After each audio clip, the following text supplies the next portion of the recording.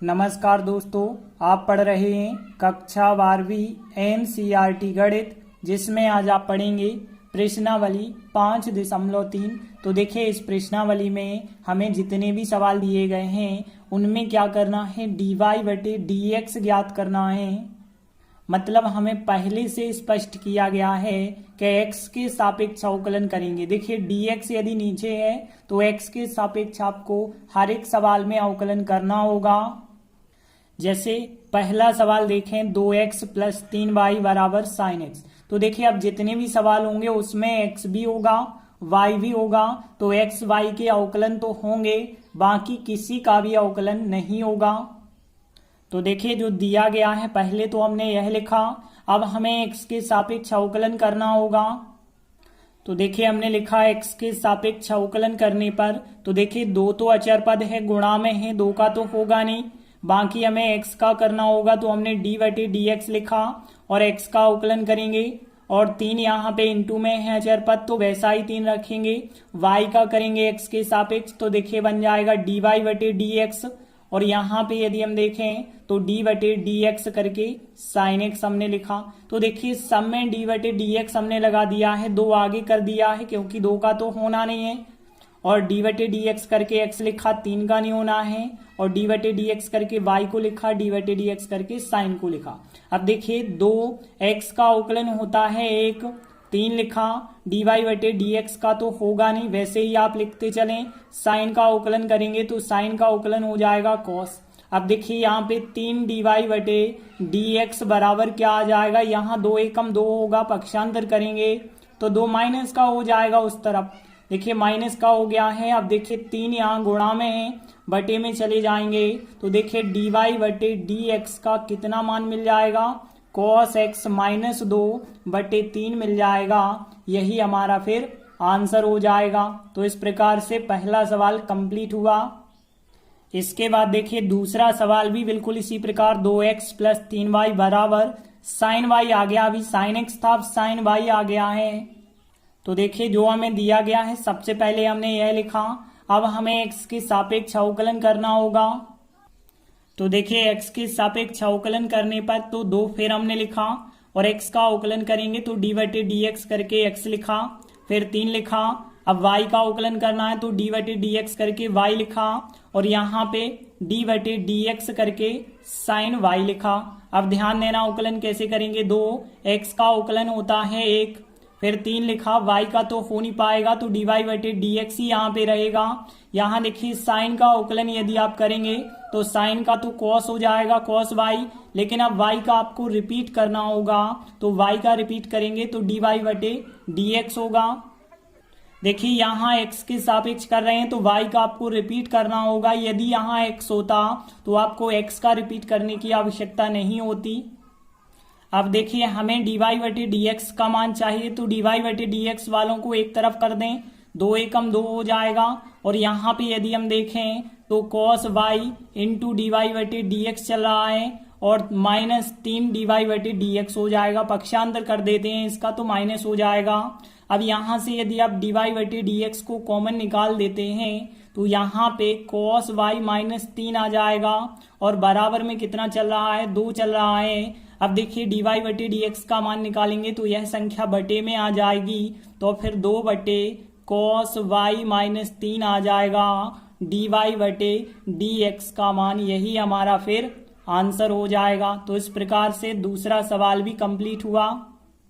इसके बाद देखिए, तीसरा सवाल, ax² + by² = cos y दिया गया है। तो देखिए, जो हमें दिया गया है, अब हमें इसका अवकलन करना है, तो अवकलन x के सापेक्ष किया जाना है। तो देखिए, x के सापेक्ष अवकलन करने पर तो ध्यान रखना है, x का अवकलन होगा और y का, a b का नहीं होगा, a b अचर पद का काम करेंगे।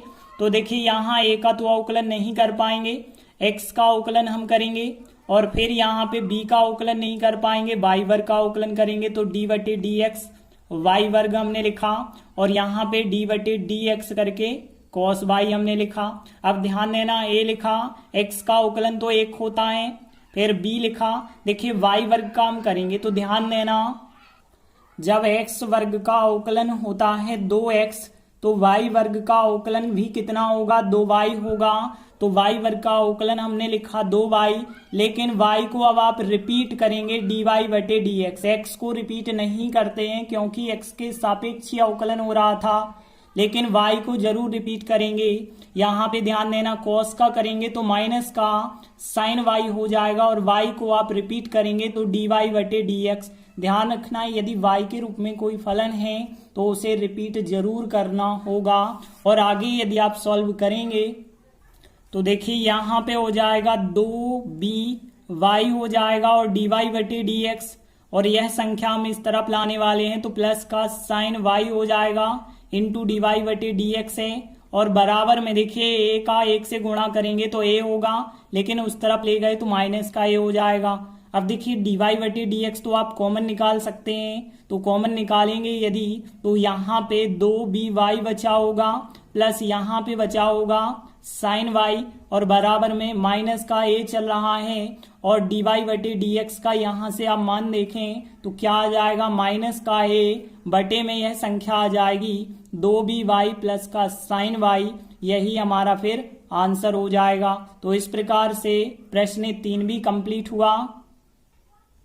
इसके बाद देखिए चौथा सवाल दिया गया है, तो देखिए क्या दिया है, xy प्लस वाई वर्ग 10x प्लस वाई। तो देखिए हमें क्या करना है, x के सापेक्ष अवकलन करना है, तो हमने लिखा फिर x के सापेक्ष अवकलन करने पर।